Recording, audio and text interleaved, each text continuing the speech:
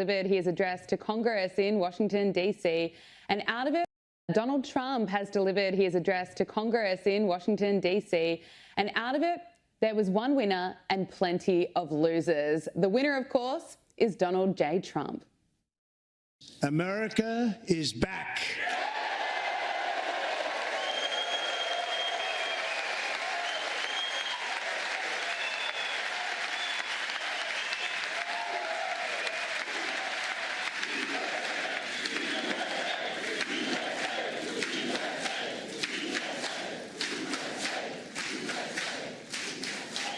President Trump was entertaining, as always. He articulated his clear vision for the future and he nailed pretty much all his points on the economy, the border, Ukraine and Doge. And that's not just my opinion. This CBS poll shows that 76% of people approved his speech, and CNN's poll found that almost 70% of people felt positive about the address. Now, we'll get into all of the highlights later in the show, but as I mentioned, there were plenty of losers. And they were, of course, the Democrats, who couldn't have looked more depressed if they tried, and the mainstream media. So one of the most heartwarming and powerful moments from Donald Trump's speech was when a young Texan boy named DJ Daniel, who's been battling cancer, and it's been his dream his whole life to become a police officer, well, he was named a Secret Service agent. Going to do you the biggest honor of them all.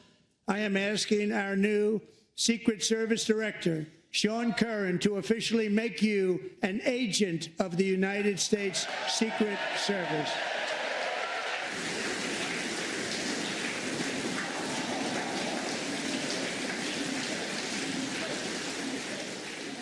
So special. What an incredible moment for DJ Daniel and his family.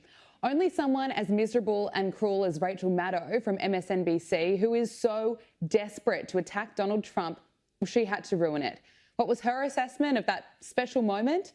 Well, according to her, it was disgusting. For the record, and this is disgusting, the president made a spectacle out of praising a young man who thus far survived pediatric cancer, as if the president had something to do with that. This was in the midst of him praising Doge. The Doge cuts, among other things, have cut off funding for ongoing research into pediatric cancer. What a miserable woman.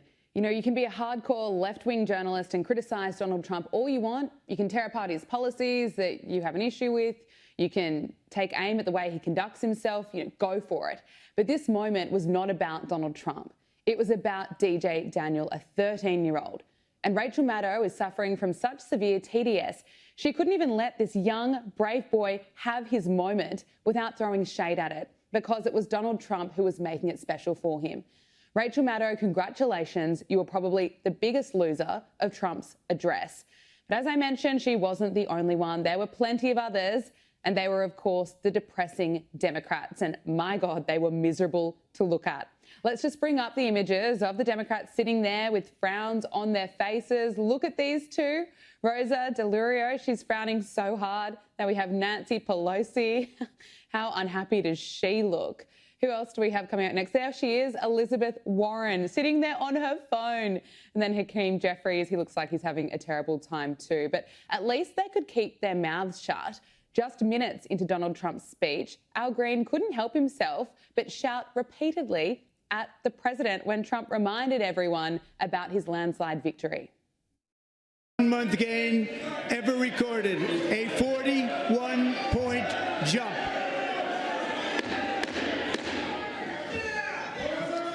Members are directed to uphold and maintain decorum in the House and to cease any further disruptions. That's your warning.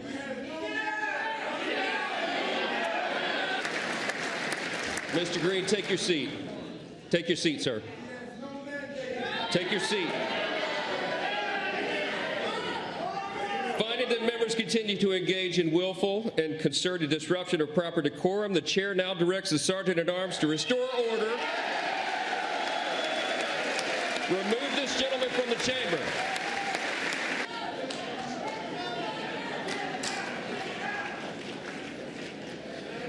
Members are directed to uphold and maintain decorum in the House.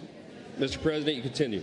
Well done, Mike Johnson, for kicking Al Green out of the chamber. He was shouting there's no mandate, which is absolutely wild. The Democrats have nothing to attack Donald Trump on at the moment. Nothing at all, which is why they're going so hard on Elon Musk for cutting taxpayer waste. But the line that's being repeated from the Democrats time and time again is that Donald Trump doesn't have a mandate and he didn't really win the election by all that much. They refuse to accept reality that the red wave hit in November. Democrats and the left-wing media, just 4 months after the election, they are still in denial. The hosts of The View were given a reality check about this week, which we'll play for you later in the program. But Donald Trump used part of his address to roast the Democrats for being so miserable. And I look at the Democrats in front of me, and I realize there is absolutely nothing I can say to make them happy or to make them stand or smile or applaud. Nothing I can do. I could find a cure to the most devastating disease, a disease that would wipe out entire nations, or announce the answers to the greatest economy in history, or the stoppage of crime to the lowest levels ever recorded.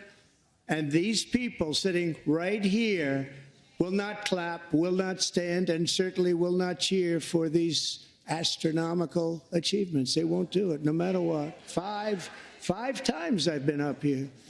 It's very sad. And he's right.